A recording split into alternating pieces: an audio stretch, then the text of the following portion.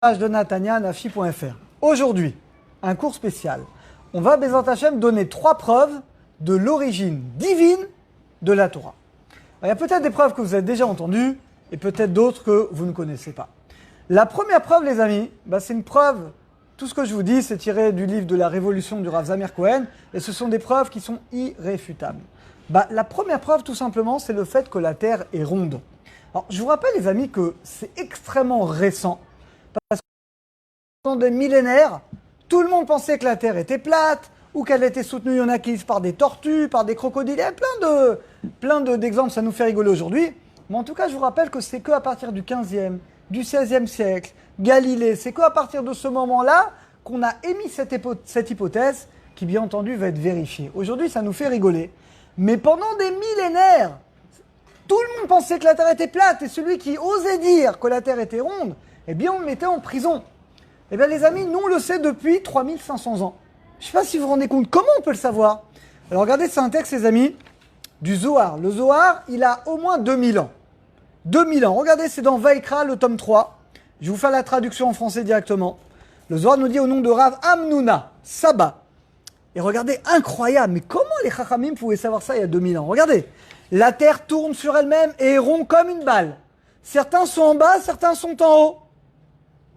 C'est pourquoi il y a des endroits habités sur terre. Quand c'est la lumière pour ceux-ci, c'est l'obscurité pour ceux-là. Pour les uns, c'est le jour, pour les autres, c'est la nuit. Et il y a un endroit où c'est toujours le jour, à part un court instant, où c'est la nuit, l'équateur. Mais les amis, ça, on l'a découvert, la loi de la relativité, on l'a découvert il n'y a pas très longtemps. Il y a à peine quelques centaines d'années. Le Zohar, il y a plus de 2000 ans, non seulement le Zohar savait que la Terre était ronde, mais il connaissait même le secret des hémisphères. Et le secret donc que la Terre tourne autour du Soleil. Deuxième preuve, Ishaïa. Vous prenez le chapitre 40 dans votre Bible. Regardez, je vous lis directement en français. Celui qui veut voir, c'est le verset 22 dans le chapitre 40. Vous ne savez donc pas, vous ne comprenez donc pas. Est-ce qu'on ne vous l'a pas appris depuis l'origine? C'est lui, donc Hachem, qui siège au-dessus du globe de la Terre, dont les habitants sont pour lui comme des sauterelles. Le globe, le prophète Ishaïa, il y a plus de 3000 ans, il parle effectivement d'un globe. On peut continuer l'épreuve. Il y a un Midrash Rabbah qui dit que le monde est comme une écueil d'argent par rapport au monde à une forme de balle qui se jette d'une main à l'autre. Pareil dans le Talmud de Jérusalem, pareil un Tosfot dans Avodah Zarah. On voit que les Chachamim connaissaient ce secret. La question que je vous demande, les amis, comment ils pouvaient savoir? Les Goïms eux-mêmes l'ont découvert il y a à peine 500 ans, 600 ans. Mais nous, on le sait depuis 3000 ans. Le Zohar, il y a 2000 ans. Comment on pouvait savoir ça? C'est la première preuve. Deuxième preuve, les amis, la cacheroute. La cacheroute est une preuve irréfutable, c'est pas moi qui le dis, c'est la Gemara. Le Talmud, il est dans Choulin, page 59a. Vous le savez tous, pour qu'un animal soit cachère, il doit avoir 2 signes. Il doit ruminer, il doit avoir les sabots fondus. Maintenant, il y a 4 exceptions.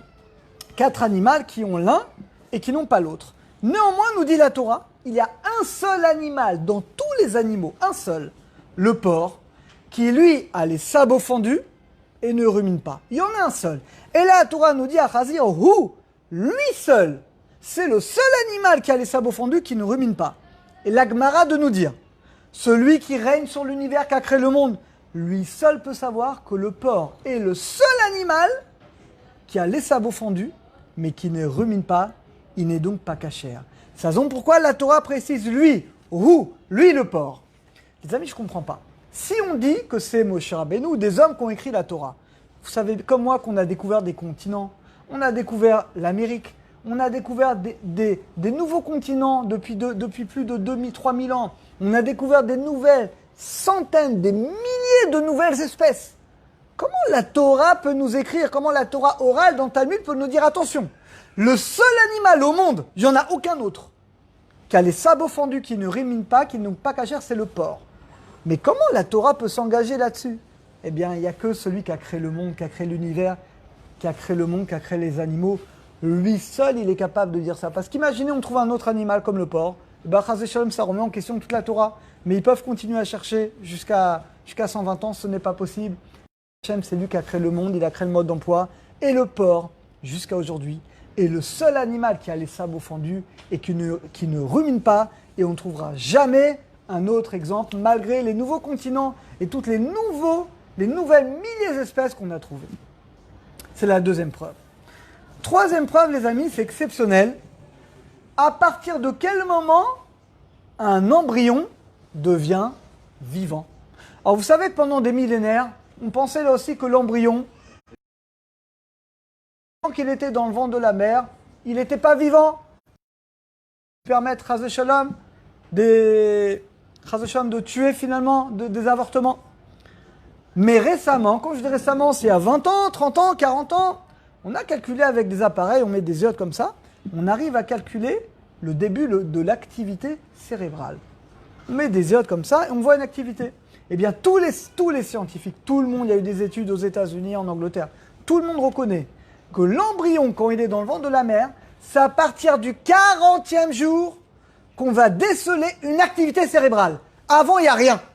40e jour, ça commence à bouger. Donc la vie, les scientifiques nous disent, la vie, l'embryon est considéré comme vivant, réellement, à partir du 40e jour. Ça, ils l'ont découvert il y a combien de temps? Il y a 30 ans, 40 ans, peut-être 50 ans, je ne sais pas.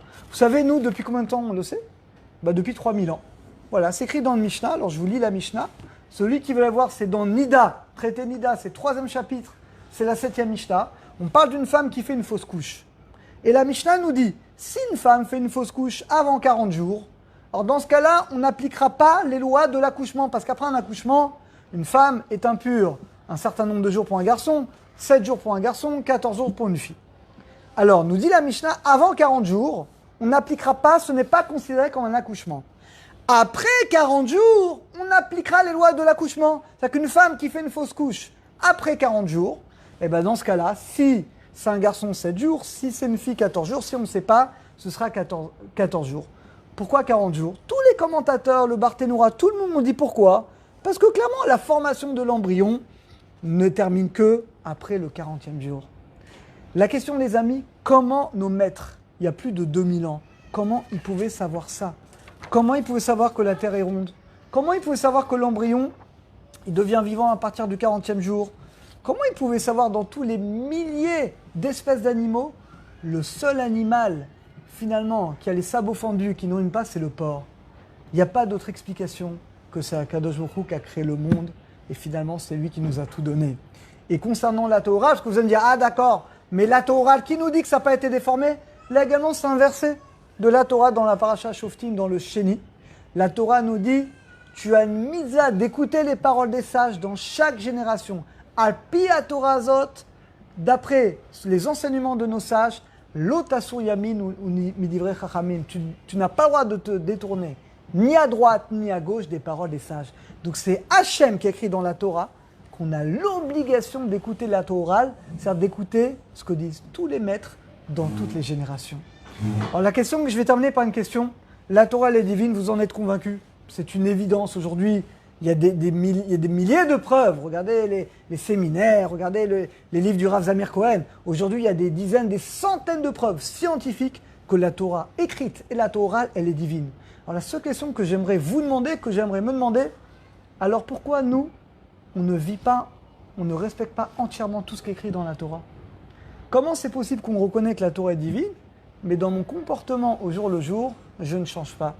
Il y a une seule réponse, les amis. Ça ne suffit pas de prouver, on sait que la Torah elle est divine, mais nous, on ne veut pas seulement le savoir, on veut accomplir, vivre la Torah. Et là, il n'y a qu'une solution, c'est d'étudier tous les jours la Torah. Alors par le mérite que chacun d'entre nous, il prend sur lui à partir de maintenant, d'étudier tous les jours la Torah, d'appliquer ce qu'on étudie, eh bien par ce mérite-là, on ne va pas seulement savoir que la Torah est divine, c'est une évidence, mais on va pouvoir l'étudier, se rapprocher d'Hachem et réaliser le but, Bézat Hachem, de notre création à tous. À très bientôt, à tous et à toutes.